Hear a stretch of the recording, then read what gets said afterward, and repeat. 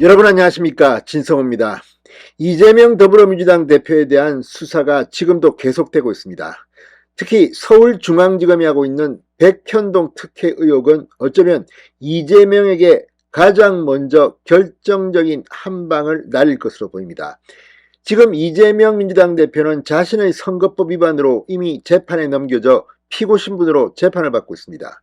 또 이 백현동 이 건은 서울중앙지검이 김인섭 전 한국하우징기술대표를 구속 기소하면서 속도를 내고 있습니다. 자, 또 다른 피고 신분은 대장동과 성남FC 후원금 의혹입니다.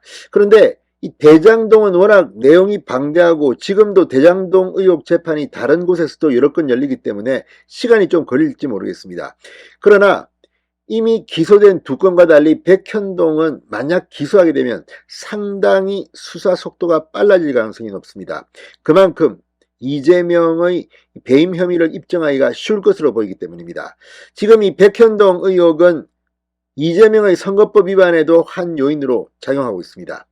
자, 그런데 이 백현동 특혜 의혹의 가장 핵심적인 것은 바로 김인섭입니다.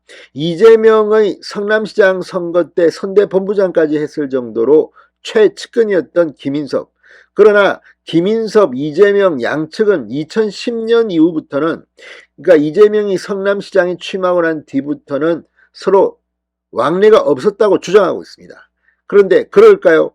자, 조선일보가 김인섭의 구속 기소 공소장을 입수했습니다. 그리고 김인섭 씨가 2010년 이후 왕래가 끊겼다고 했지만 2014년 성남시장 선거 때 이 이재명 후보의 선거사무소 임차료를 대납했다고 검찰이 판단한 것으로 전해졌다고 단독 보도했습니다.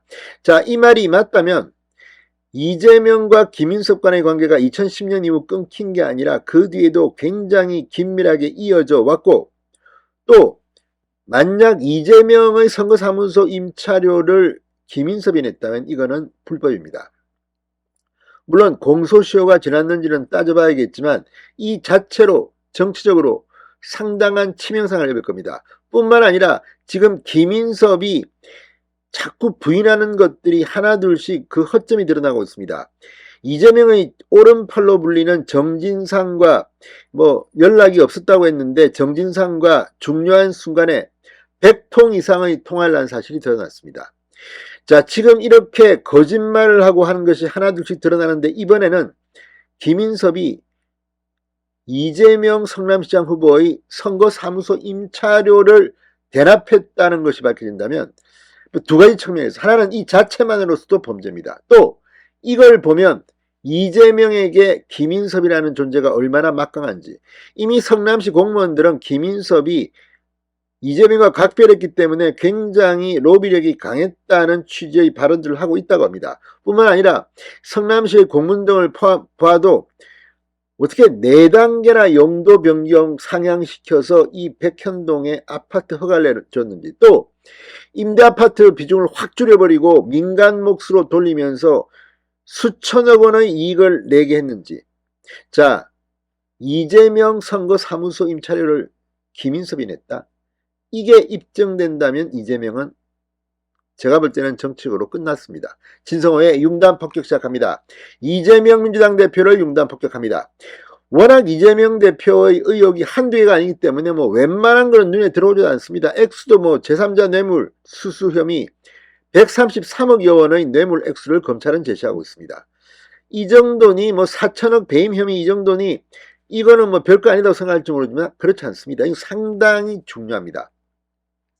자, 조선일보 취재를 종합하면 김인섭 씨가 2014년 5월 성남시장 재선 도전을 선언한 이재명의 선거사무소 마련을 돕고 그해 6월 선거가 끝날 때까지 선거사무소 임차료를 대납한 정황이 있다는 내용이 김인섭 공소장에 담긴 것으로 알려졌습니다. 자, 김인섭에 대해서 검찰은 지난 2일 구속 기소했습니다.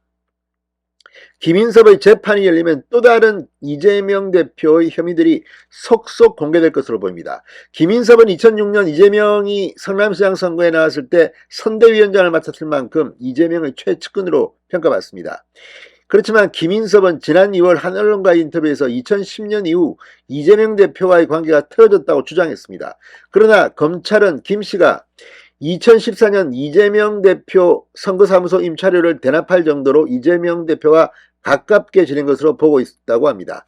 김 씨는 비슷한 시기 지인을 통해 이재명에게 후원금도 낸 것으로 알려졌습니다. 자, 성남시는 당시 백현동 사업 부지에 대한 용도 변경을 검토 중이었습니다. 성남시는 이듬해 백현동 부지 용도를 자연보존 녹지에서 준주거지역으로 4단계 상향 조정을 합니다. 원래 전체 가구가 민간임대로 기획됐다가 이후 민간임대는 10%로 확 줄고 분양주택은 90%로 대부분을 차지했습니다. 민간 사업자가 3천억대의 분양 수익을 거뒀다고 합니다. 지금 이 아시아 디벨로퍼 정모 대표, 자, 이 성남시의 용도 변경을 요청해도 시도 안 먹혔는데 김인섭을 영입하자 바로 이렇게 2단계 정도만 사용해주면 되는데 4단계나 사용했다고 합니다. 엄청난 로비력입니다. 자, 이 김인섭 때문에 이렇게 했다. 그리고 김인섭이 이재명의 선거사무소 임차료까지 냈다. 대가성도 뭐 확실해 보입니다.